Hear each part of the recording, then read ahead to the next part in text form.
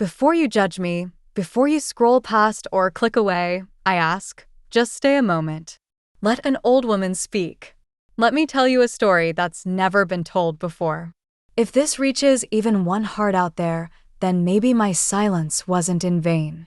If you're still here, please like, share, and subscribe. I've never said that before, but maybe it's time I learned to be heard. My name is Irene Weller.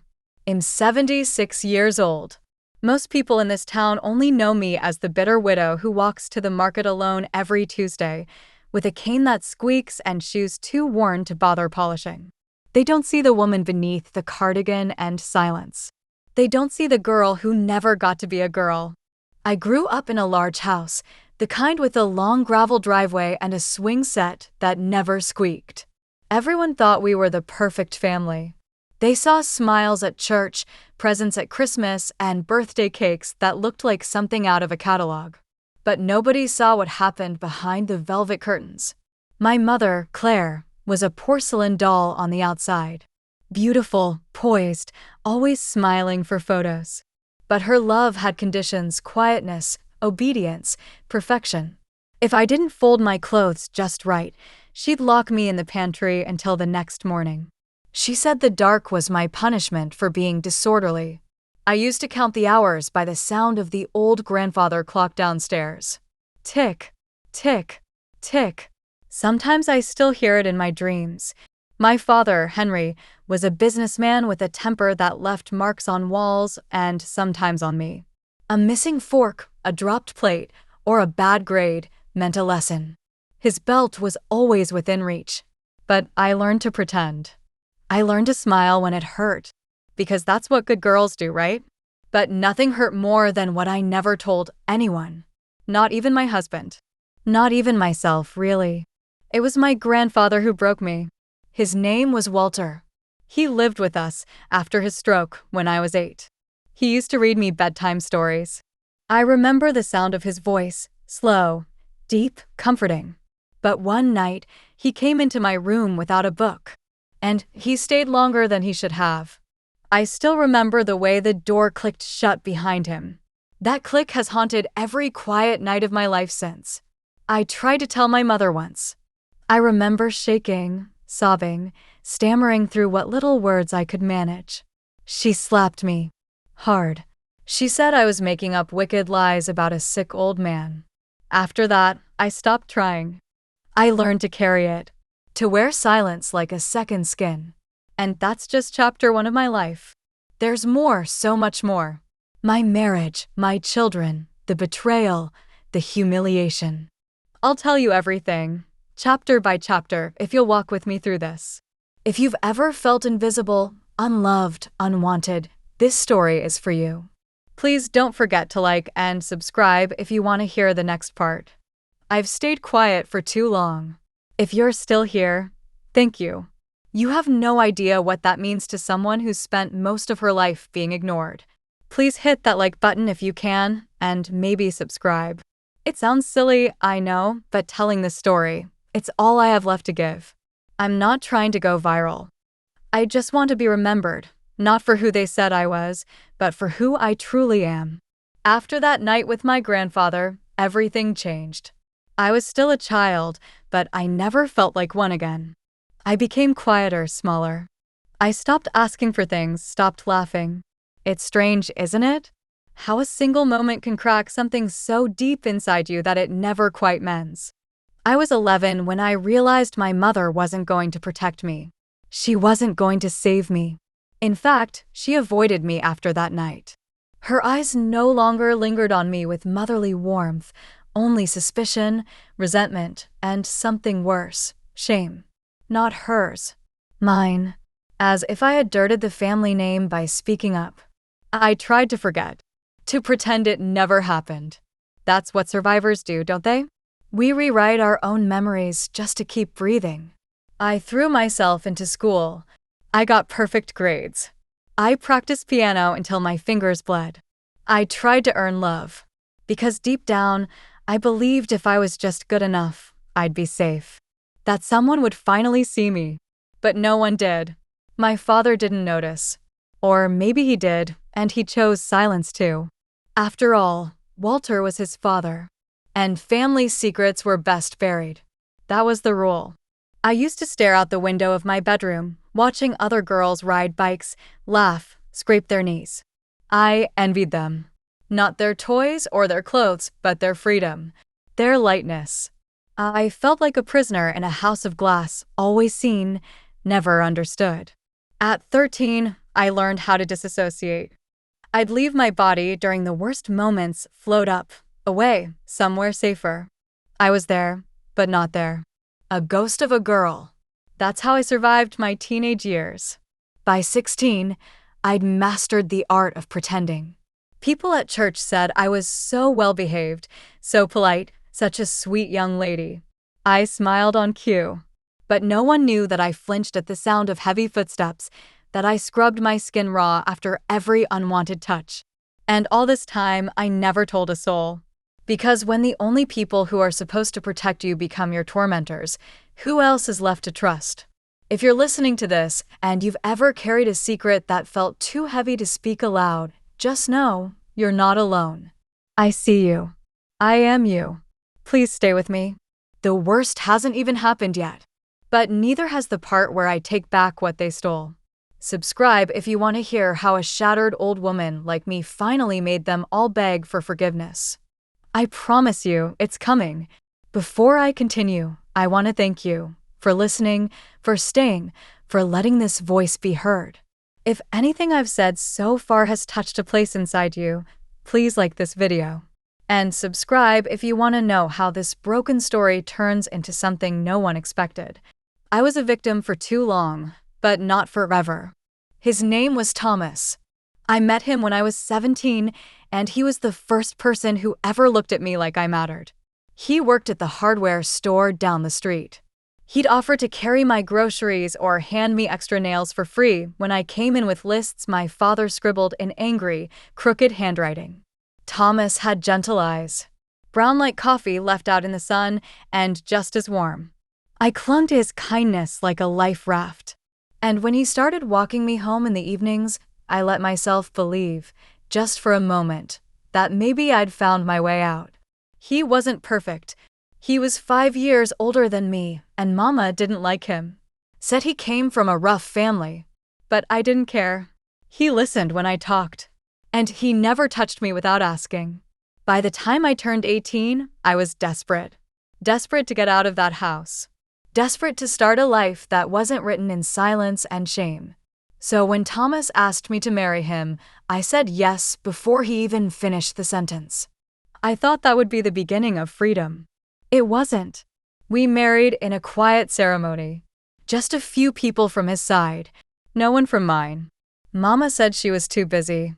Daddy didn't respond to the invitation. Walter was dead by then. I stood in a borrowed dress, holding wildflowers Thomas had picked himself, and promised to love someone I barely knew because he was the only one who had ever shown me a sliver of love. But marriage wasn't what I thought it would be. Thomas wasn't cruel. Not at first. But poverty does something to people, and resentment does the rest. He drank. Just a little at first. Then more. And soon, he began to carry the weight of my silence like a burden he never asked for. He didn't understand why I flinched in bed, why I curled into myself at night. I never told him about Walter. I didn't know how. So instead, I just endured. Again.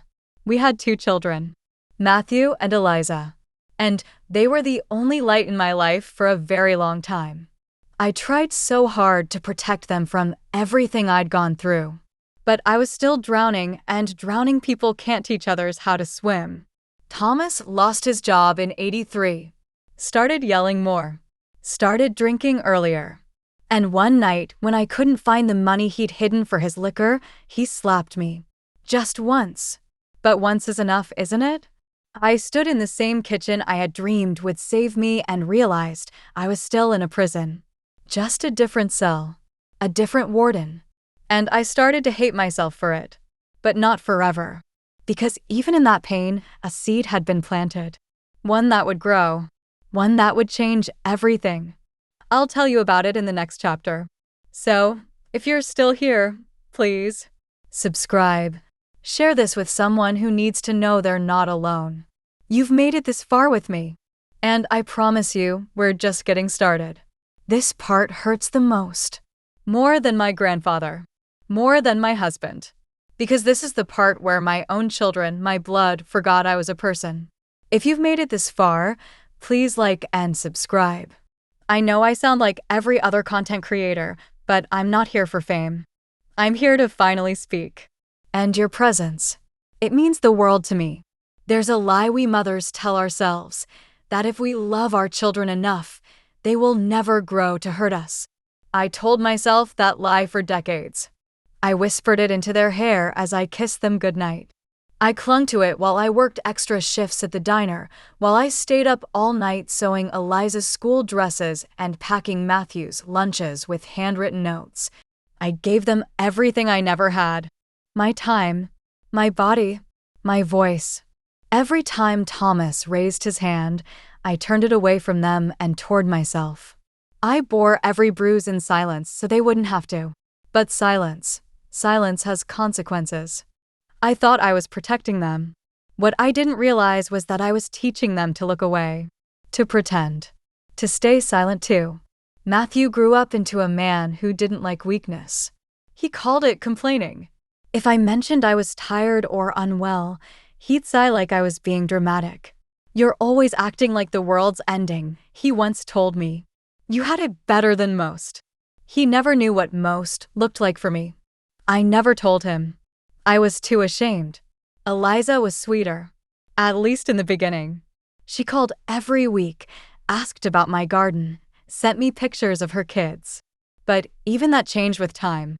I started noticing the distance in her voice, the short, clipped replies, the way she'd change the subject whenever I brought up how lonely I felt. One day, she asked me not to call so often. Said I always sound sad and it was too much for her to carry. As if my sorrow were a stain she needed to scrub off. I felt like a burden. Again. When Thomas passed, I thought maybe, just maybe, my children would draw closer. That they'd see how much I needed them. But they didn't. Matthew took over the finances and started making decisions without even asking me. He said I couldn't handle things anymore. He cut off my access to my own money. And Eliza? She came to the funeral, hugged me once, and left before the casket was lowered. No one stayed the night. No one checked to see if I ate. I remember sitting at the kitchen table that evening, the house unbearably quiet, the chair across from me empty. I remember whispering aloud, "I don't think they love me." And the silence that answered back felt all too familiar. That was the night I realized I hadn't escaped the abuse. It had just changed faces, but something inside me shifted that night. A voice. Small, quiet, but growing. Enough. If you've ever been made to feel like your pain is inconvenient, if the people you raised turned their backs when you needed them most, then you understand. Please stay with me. The part where I begin to fight back, it's coming. Subscribe if you're ready to hear how this old woman finally said no more. And made them all remember who I really was. This next part. I never thought I'd say it out loud, let alone record it. If you're still listening, thank you. Please like the video and subscribe if you want to see how this all unfolds. You're not just hearing my story. You're helping carry a truth that was buried for too long. There's something about growing old that sharpens your regrets into weapons. Every mischance, every silence you swallowed, it all turns to fire when you're alone with your memories. One afternoon, just a few months after Thomas passed, I sat in the same spot at the kitchen table where I had spent the majority of my adult life, serving, folding, waiting. But this time, I wasn't waiting for anyone. I was writing. I found an old yellow notepad in the drawer, the kind with curled corners and faint coffee stains. I don't even remember what made me do it. Maybe it was grief. Maybe it was rage. Or maybe I just needed to stop choking on everything I'd buried inside. I wrote a letter. Not to my children. Not to my mother or father. I wrote it to Walter, the man who stole my childhood. the man everyone praised as the wise old patriarch. I started the letter with his name. Just Walter. I couldn't bring myself to call him Grandpa, not even in ink. And then I let it all spill out. I wrote about the night he shut the door behind him and what he did in the dark. I wrote about how I tried to tell Mama and how she slapped me across the face so hard my ears. I wrote about how I tried to tell Mama and how she slapped me across the face so hard my ears rang for days. I wrote about the way I curled into myself at night, praying that he'd forget I existed, and how I'd lie awake in fear, listening for his uneven footsteps outside my door. I wrote about the shame, the years of silence, the way it shaped every single part of me, how I learned to flinch at affection, how I confused abuse for love, how I smiled through pain just to survive. And then I wrote what I had never dared to say, not even to myself. You did not ruin me. You tried, but you didn't win. By the time I finished, my hands were trembling.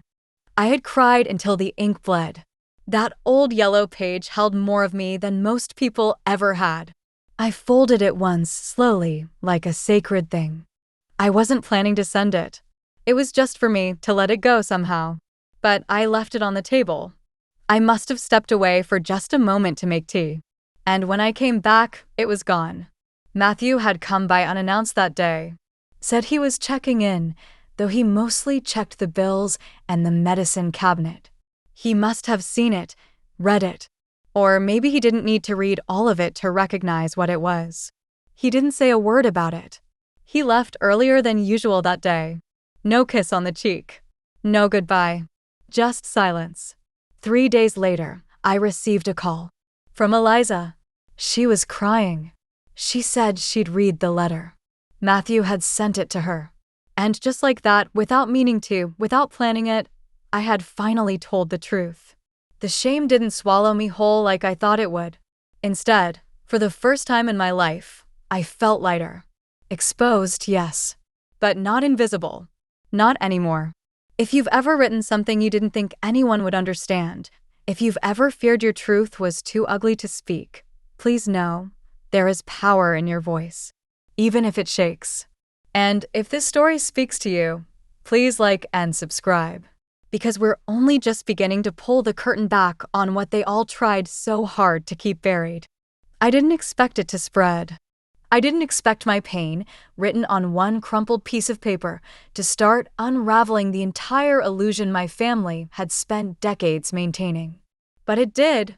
If you're still with me, please like and subscribe. Every view, every share, every moment you listen helps me reclaim what they tried to silence. After that phone call from Eliza, things started shifting in ways I never thought possible. It wasn't the kind of immediate, dramatic change you see in movies. No one burst through the door with apologies. No one wrapped me in a blanket and told me I was brave. Life isn't like that. People are more complicated. Their guilt, their denial, it comes out in strange, trembling waves. Eliza called again the next day. She didn't cry this time. Her voice was hushed, almost clinical. She said, "Mom, why didn't you tell me sooner?" I wanted to scream. Why? Because I was a child and no one believed me. Because when I tried to speak, I was punished. Because I spent my entire life thinking that if I just stayed quiet long enough, someone would finally notice I was in pain. But instead, I just said, "I didn't think you'd want to hear it." And her silence confirmed everything I feared. Matthew, on the other hand, didn't call. But I knew he was affected. Because the next Sunday, he showed up. No warning. No groceries. Just him, standing at my door, holding the letter. He had folded it perfectly, creased corners, neat and small. Like something sacred. Or something he didn't want to touch for too long. He didn't step inside. He said, "Is it true?" I looked him in the eyes. "My son, my flesh and blood." And I said, "Yes." He looked away, down at the floor, as if the truth was something too bright to look at directly. He said, "I always thought something was off, about the way Grandpa treated you. But I figured if you weren't talking about it, it wasn't my place." I felt it then. That familiar ache. The rage disguised as disappointment. Not your place. I whispered. I was your mother. You knew something was wrong. He had no answer for that. Just the same shameful silence I had known all my life. But I could see it in his face, something had cracked. That letter, that one piece of paper soaked in old tears, had finally done what my voice never could. It made them see me. And they didn't like what they saw. Because it meant they had to admit they'd failed me.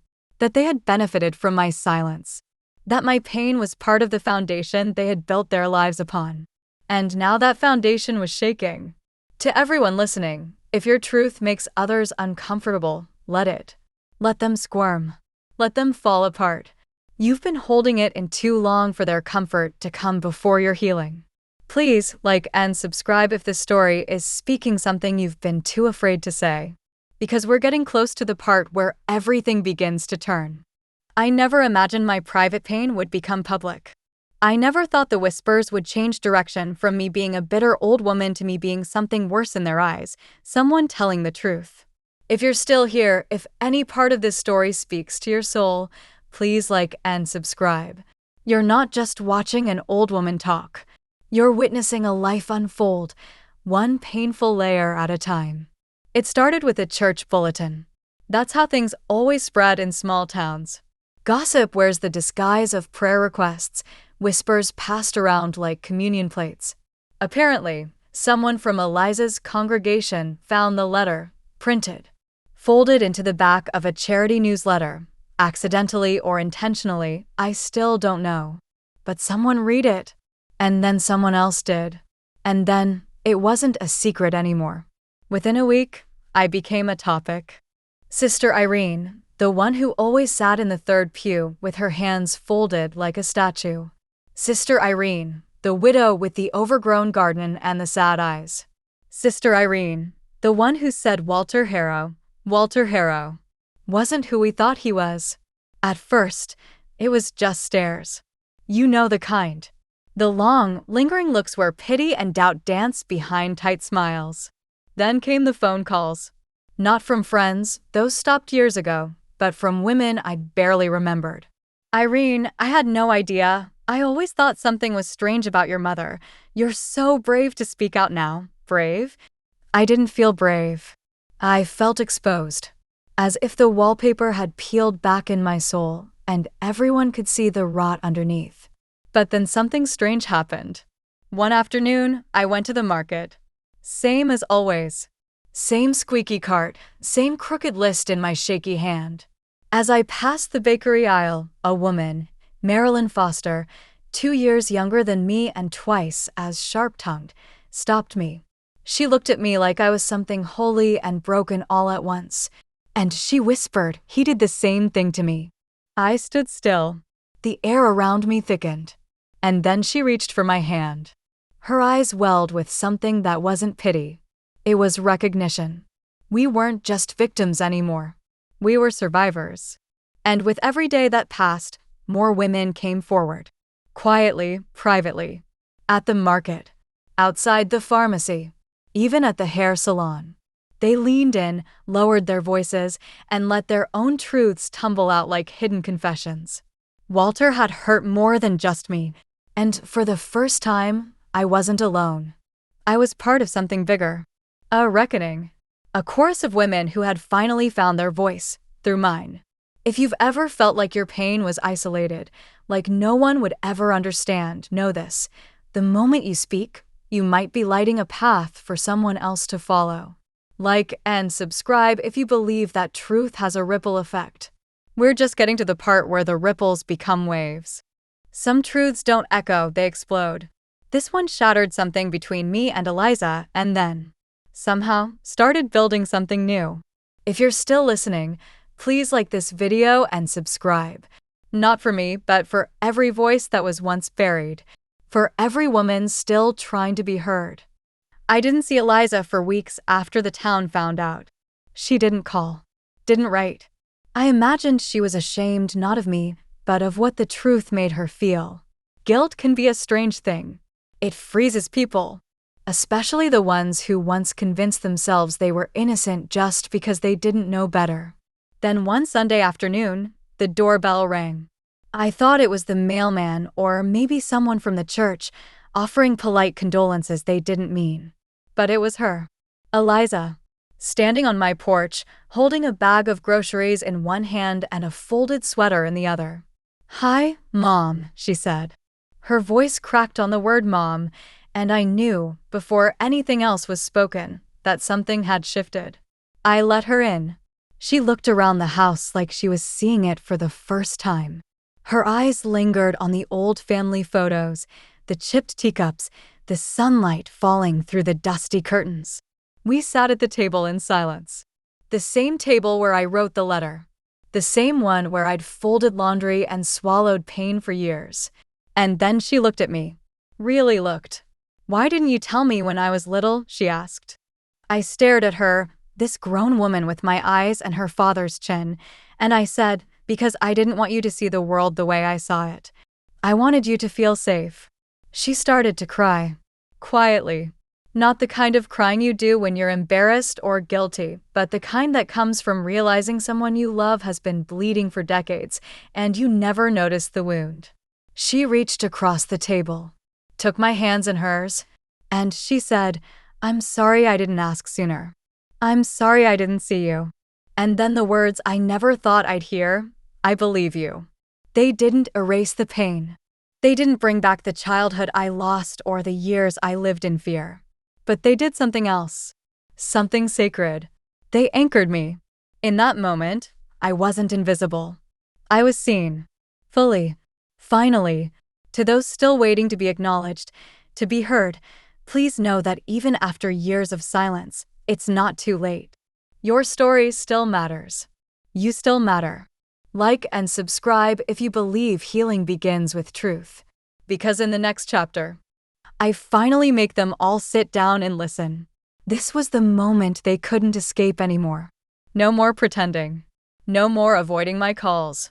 I made them sit down, look me in the eye, and hear the truth from the woman they thought would stay quiet forever. If you believe in speaking up, please like this video. Subscribe if you believe the silenced deserve their moment too. This was mine. I don't remember what day of the week it was. Just that the air felt heavy, like it always does before a storm. I told Matthew and Eliza to come over. I didn't ask. I told them. And for once, they both listened. I set the living room the way it used to look when they were kids, couch cushions fluffed, coffee table cleared, old photo albums stacked in the corner like dusty witnesses. I even made tea. Not because I wanted to comfort them, but because rituals are hard to break when you've been a mother for most of your life. They arrived separately. Matthew stood stiff in the doorway, always the one who needed to be in control. Eliza hovered behind him, holding her purse like a shield. I didn't let them speak first. I stood in the middle of the room and said, "You are going to listen." That's all I ask. No interruptions. No defenses. Just ears and hearts. And they did. I told them everything. Not just about Walter, but about the pantry door, the belt marks, the nights I stood between them and their father's rage. I told them how their birthdays were the only days I let myself believe life might get better. I told them how I stayed alive for them and how in the end, even they had forgotten me. I saw it land in them slowly. Guilt, confusion, sorrow. All of it crawled across their faces like a slow-moving storm. Eliza wept. Matthew clenched his fists until his knuckles turned white. But no one looked away. When I finished, the room fell so quiet I could hear the clock ticking above the mantel, just like I used to when I was a girl, locked in the pantry, counting the seconds until morning. Then Matthew stood.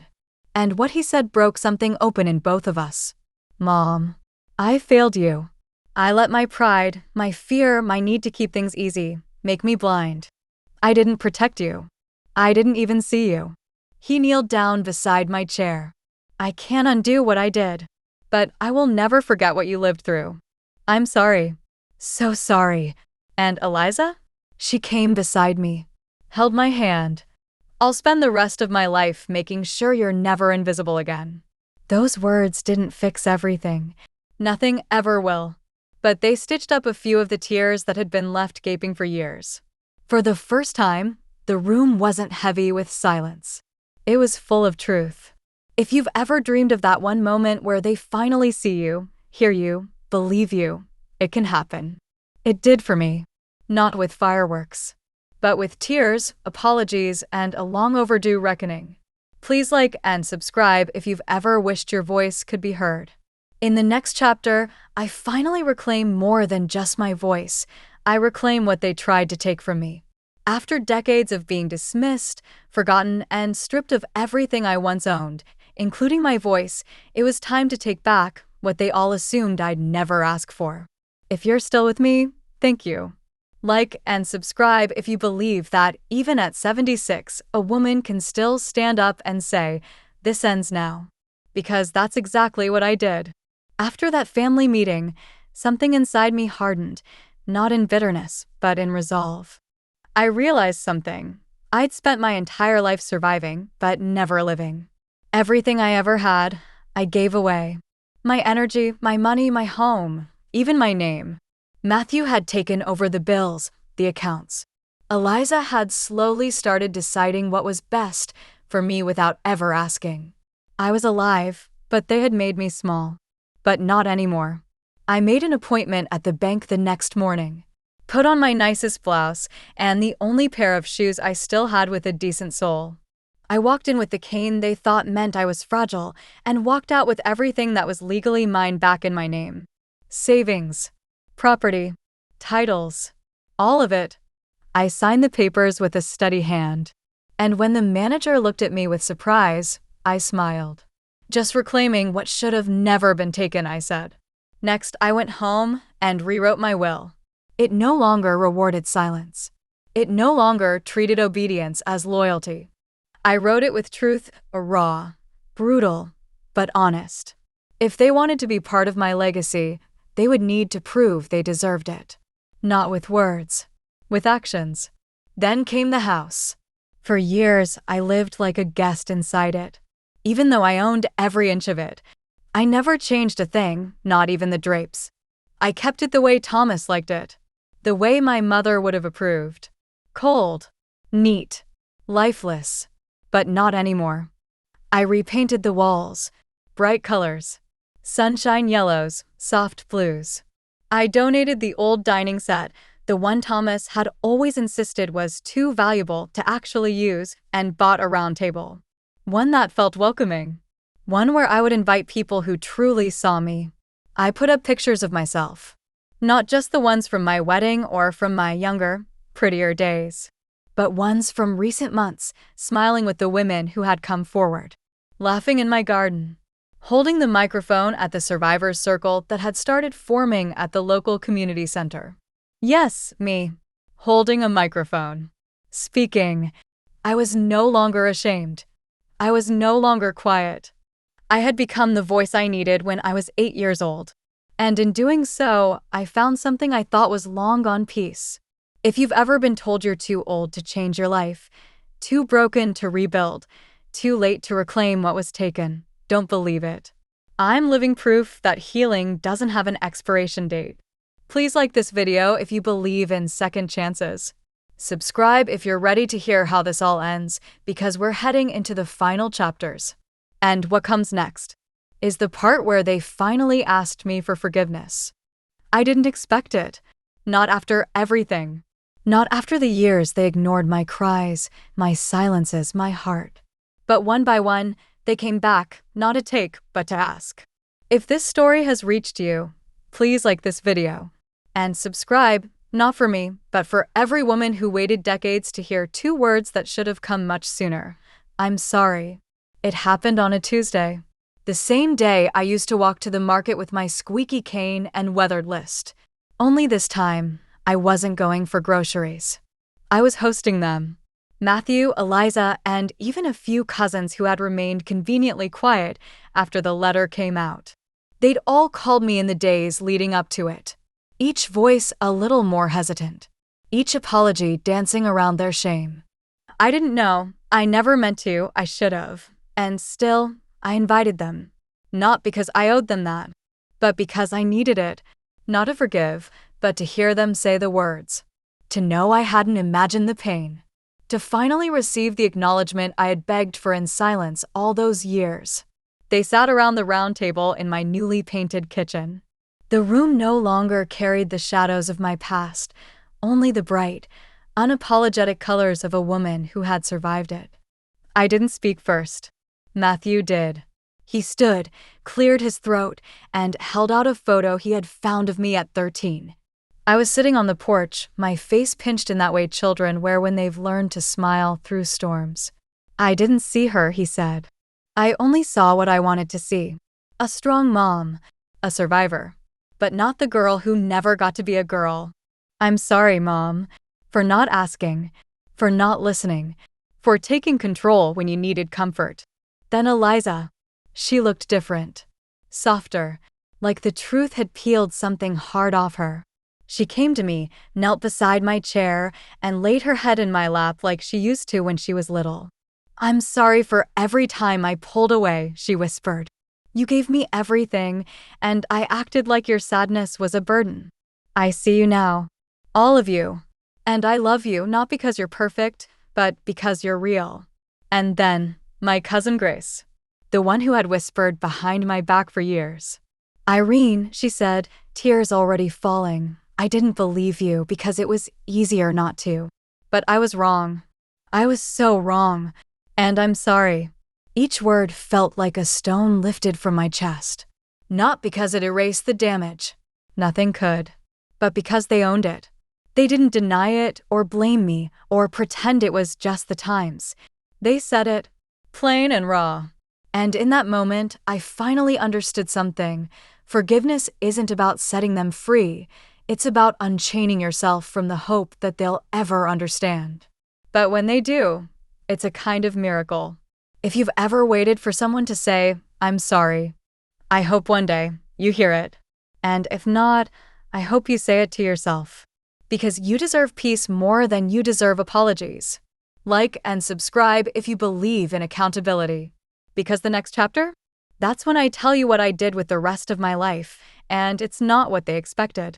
Some people say revenge is sweet, but I think healing is sweeter. When they expected me to fade quietly into the background, I chose something louder. I chose purpose. If this story means something to you, please like and subscribe. Because what I did next, it wasn't to punish them. It was to free myself and others like me. After the apologies came the silence again. But this time, it was different. It wasn't the silence of being ignored, dismissed, or erased.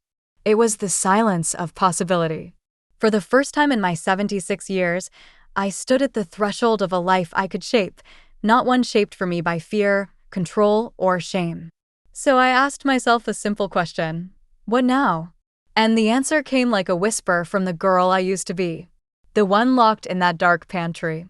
The one who counted the ticks of a grandfather clock and dreamed of a world where anyone, would reach for her. I decided to become that someone. With the money I'd reclaimed, I funded something new, the Open Door Project.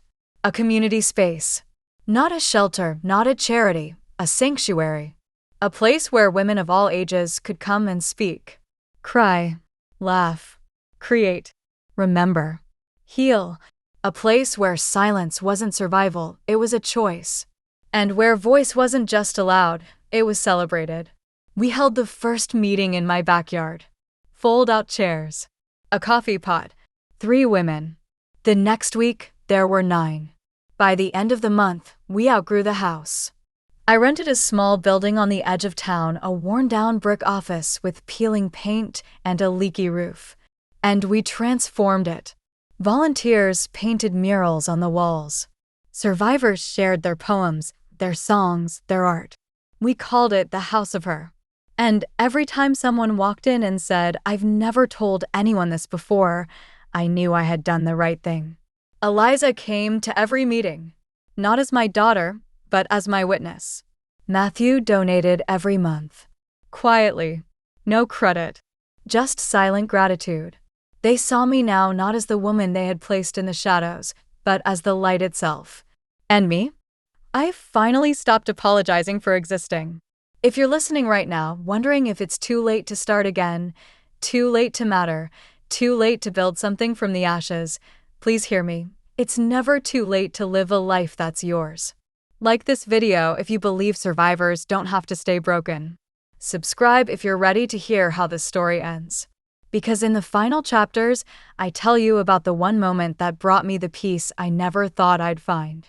Sometimes, the people who understand you the most aren't the ones who shared your blood, but the ones who share your wounds.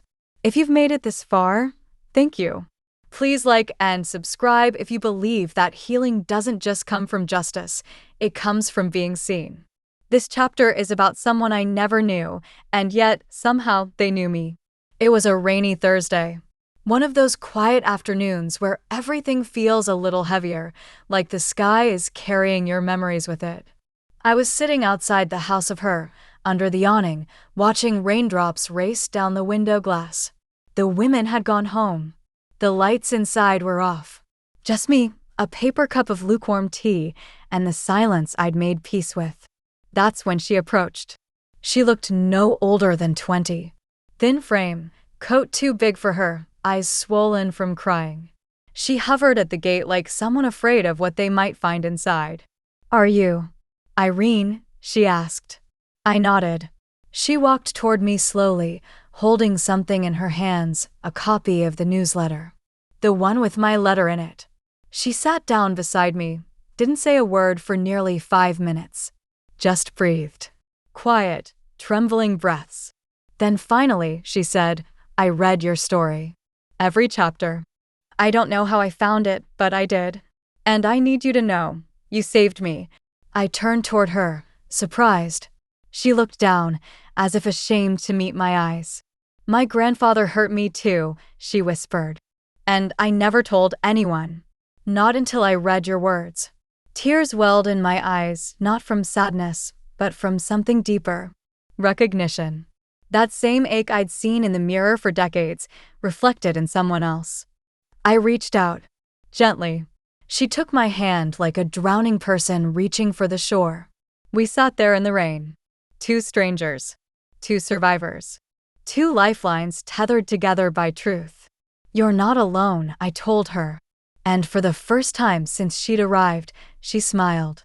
That moment, it healed something I didn't know was still broken inside me. Because everything I'd endured, every scream I'd swallowed, every night I stayed awake wishing someone had listened, it wasn't wasted. It meant something. It became a bridge. Not just for me, but for her. And maybe, for you. If this story has touched you, if you've ever been that girl at the gate, please like this video. Subscribe if you believe that stories save lives. Because mine almost ended in silence. But now it echoes in every heart it reaches. This one was different. Not because of the cake or the candles, but because I finally felt alive on a day I used to dread. If you're still with me, thank you. Like and subscribe if you believe in second chances, not in age, but in spirit. Because this chapter? It's about joy finally knocking on my door. My 77th birthday came quietly. No grand plans. No streamers or balloons. Just the usual wind brushing through the curtains and my usual cup of chamomile tea. Birthdays used to hurt. They reminded me of the little girl who was never celebrated, the teenager who spent her sweet 16 with a bruised wrist, the woman who made her own cakes because no one remembered. I stopped counting them. I stopped feeling them. But that year, after everything, I felt it. Because this time, someone remembered. They all did. It started with a knock at the door. When I opened it, Eliza stood there with her youngest daughter, Lucy, holding a bouquet of sunflowers, my favorite. "We thought you deserved a proper birthday," she said. Behind them, a line of women. Survivors. Supporters. Friends. People who had read my letter, heard my story, and seen me. They filled my little living room with laughter. Someone brought a record player and played Billie Holiday. Another brought lemon cupcakes with too much frosting. We sang off-key and too loud, and I didn't even care. Then Lucy tugged on my hand and said, "Grandma, are you happy today?" I knelt down, looked her in the eyes, and said, "More than I've ever been." Because I was. Not because everything had been fixed, some scars stay. but because I had people around me who saw my scars and didn't flinch. They loved me with them, not in spite of them. And that was new. That was freedom. And in that moment, standing in a house filled with voices and music and clumsy hugs, I realized something profound. This is what survival becomes when you nurture it long enough, it blooms into joy. If you're listening right now, thinking joy is something you'll never know, please hold on. Please keep going. The day will come when your sorrow makes space for sunlight. Please like this video if you believe joy can return, even after the longest winter. Subscribe because the next chapter? That's when I choose something I never had before, peace on my terms. I used to think peace was for other people who hadn't lived a life like mine. But I was wrong. Peace isn't something you're given. It's something you choose, one trembling breath at a time. If this story means something to you, please like and subscribe, because the chapter you're about to hear, it's the one where I finally gave myself permission to rest. After that birthday, something inside me settled. Not in a sad, defeated way, but in the way a storm finally softens into quiet waves. I didn't feel the need to prove anything anymore. Not to my children. Not to the town. Not even to myself. The truth had been spoken. The masks had fallen. And the shame I'd carried like a second skin no longer fit me. I wasn't that frightened little girl in the pantry anymore. I wasn't the bruised wife in the kitchen. I wasn't even the invisible mother waiting by a silent phone. I was Irene, a woman who had survived the unthinkable. A woman who had told the truth even when no one wanted to hear it. A woman who had found her voice and in doing so, helped others find theirs. And so I began creating little rituals, ways of choosing peace on purpose. Every morning, I sat on my porch with my tea and read one letter. Not one I wrote, but ones others had sent me. Survivors. Viewers. Young women. Old women. Even men. People from all over the world who had seen my story, watched every chapter and whispered back, "Me too. I thought I was alone. You gave me hope." Some days I cried. Some days I smiled. But every day I felt less alone. I started gardening again, not to impress anyone, but to feel dirt under my fingers. To grow things. To choose life. I started painting. Not well. Not for galleries. But with joy. Big strokes. Messy colors. I painted my pain. I painted my joy. I painted my future. I stopped apologizing for needing space. I stopped explaining my tears. I stopped waiting for the people who had once ignored me to love me correctly. Because I finally loved myself. If that sounds cliché to you, it's only because you haven't lived the kind of life that makes even the smallest piece feel like a revolution. To those still in the middle of their storm, I see you. I believe you. And I promise, even if peace feels far away now, it's waiting. Right there. Inside you. Waiting to be claimed. Please like this video if you believe healing is your birthright. Subscribe because the next chapter? It's about the legacy I'll leave behind, not in wealth or property, but in truth. When people talk about legacy, they usually mean money, or houses, or names etched in stone. But that was never what I wanted. I didn't want to be remembered for what I owned. I wanted to be remembered for what I survived. If you're listening, please like this video. Subscribe if you believe our stories matter, even if we whisper them at first. This chapter is the one where I make sure mine never disappears again. It started with a notebook. Hardcover. Blue. Blank pages. A gift from Eliza. She handed it to me after a group session one Thursday evening, her hands a little shaky. "I thought maybe you'd want to write the rest of your story down," she said. I looked at the cover for a long time before I opened it. So much of my life had been unwritten. Or worse, written for me by others. But now here it was. My chance to take the pen. So I started. Slowly at first. With memories I thought I'd forgotten. The lavender soap my mother used. The sound of Walter's cane tapping the hallway floor. The first time Thomas told me I was too much. The day I held Matthew for the first time. The day I felt him slip away. The letter that changed everything. I filled page after page. Not with polished sentences or perfect grammar, but with truth.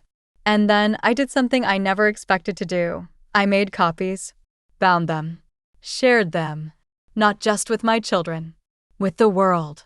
The silence I carried, a life they never saw, became more than a title. It became a testament, a testimony, a tool. We placed copies in the local library. We read passages aloud at women's shelters. A local college even invited me to speak. And one day, I walked into the community center and saw something I never imagined. A young girl, maybe 16, curled up in the corner, reading my story. Tears in her eyes. But not hopeless ones. Recognizing ones. That's when I knew.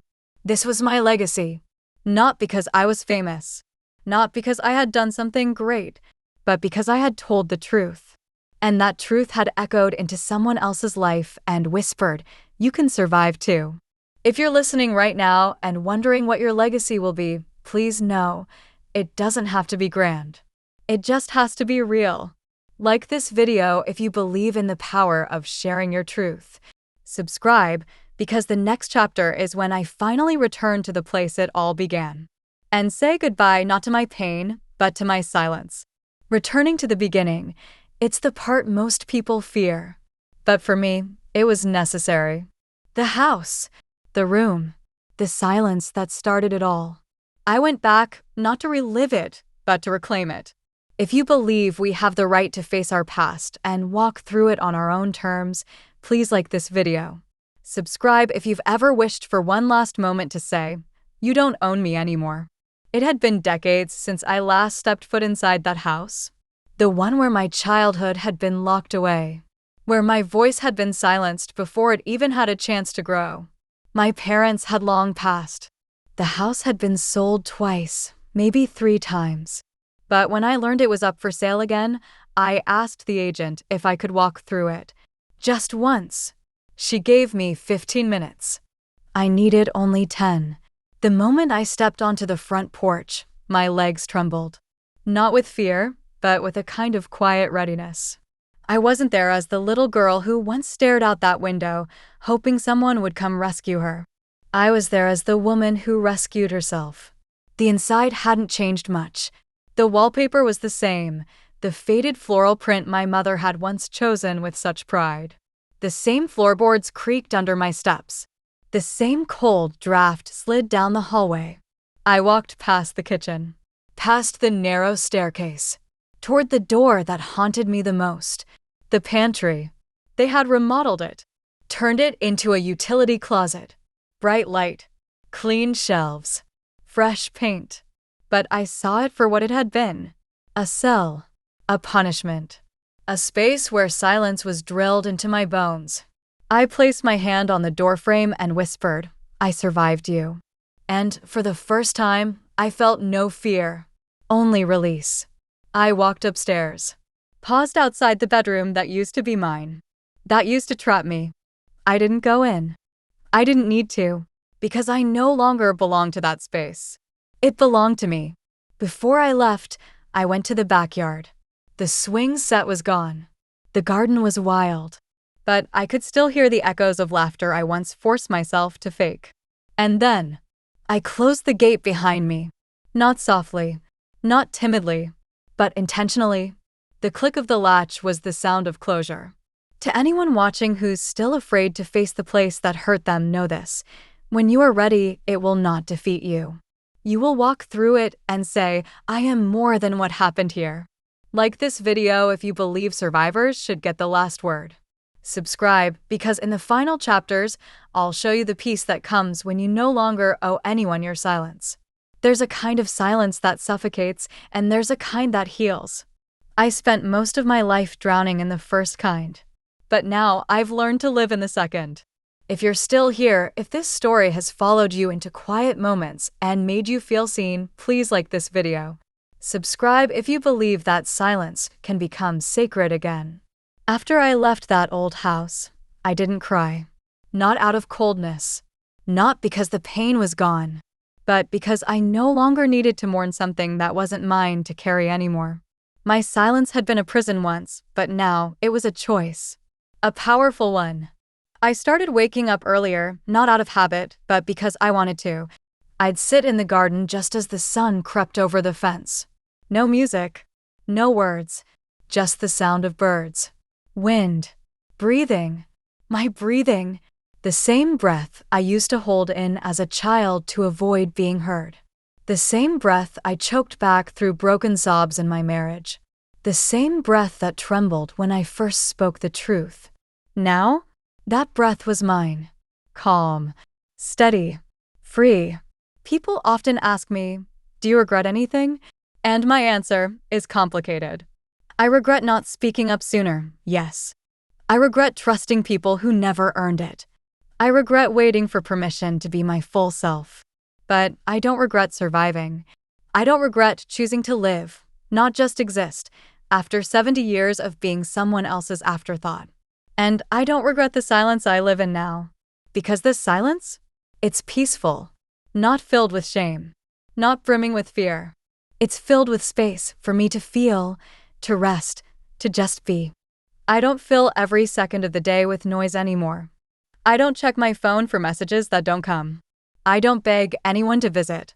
If they do, they're welcome. If they don't, I still have myself. And that is enough. Irene Weller is no longer waiting to be rescued. She's no longer trying to make herself smaller to survive. She's simply living. If you've ever wondered whether peace is still possible after everything, this is your answer. Yes. Yes, it is. But you don't wait for it to come. You build it, slowly, gently, with your own hands. Like this video if you're learning to choose yourself.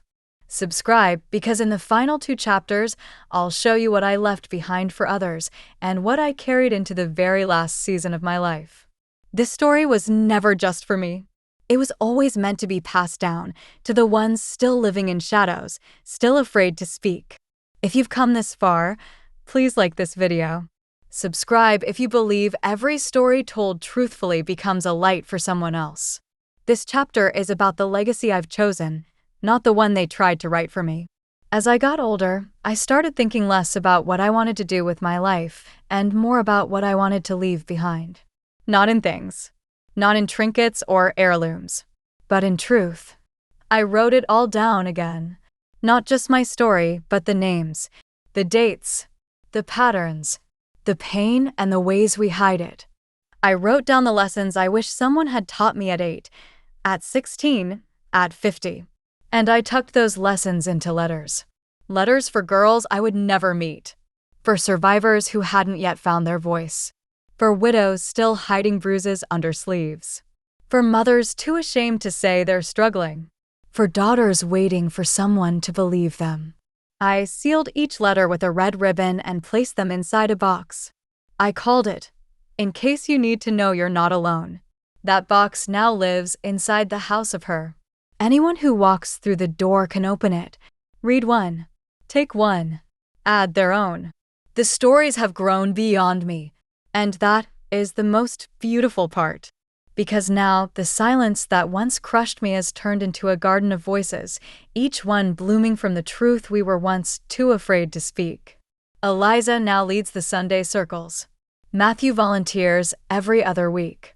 Lucy, my granddaughter, wants to study social work. She says, "I want to help people like you, Grandma." And I always correct her, like us. Because she will know. They all will. The truth. The strength. The choice to speak or to stay silent, not from fear, but from power. To those still hiding in the corners of their own stories, you matter. Your voice matters. Your ending hasn't been written yet. And you have more strength than you know. Like this video if you've ever wished someone would leave you a letter that said, "I believe you." Subscribe because the next chapter is the last one, and it's the one where I tell you what I'd say if I could speak to the girl I once was, one final time. This is the last chapter, but it's the one I needed most. The one I never got as a child, or a teenager, or even as a woman raising a family in silence. It's a letter to the version of me who waited the longest, to be heard, to be loved, to be believed. If you're still here, please like this video. And subscribe, not for me, but for her. For the girl inside all of us who deserved better. Dear little Irene, I know you're scared. I know your legs hurt from standing so still in that dark pantry, trying not to cry loud enough to be punished. I know the air is cold and the house is too quiet, and that the worst kind of hurt is the kind no one can see. I know he came into your room again. And I know you didn't understand why the grown-ups looked away when you tried to tell them.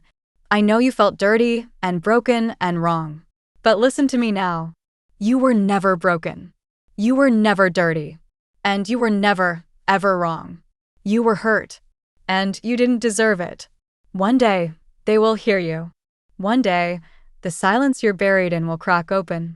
And your voice, small, trembling, terrified, will roar through generations. You will grow up. And yes, it will be hard. There will be love that isn't love. Family that turns their back. Loneliness that feels like a second skin. But one day, you'll write a letter. One day, you'll stand in front of people and say the things they were too afraid to hear. One day, you'll help other girls survive. One day, you'll be free. And when you sit in the sun, sipping tea with trembling hands and a strong, steady heart, you'll whisper, I made it. And you'll mean it. So hang on, little one. Not because it's fair. Not because it's easy. But because your story is not over yet. It's only just beginning. With love, the woman you became. The woman you never thought you'd get to be. If you've been that girl or know someone who has, please like this video. Share it. Subscribe. Let's carry these stories so no one has to carry theirs alone ever again.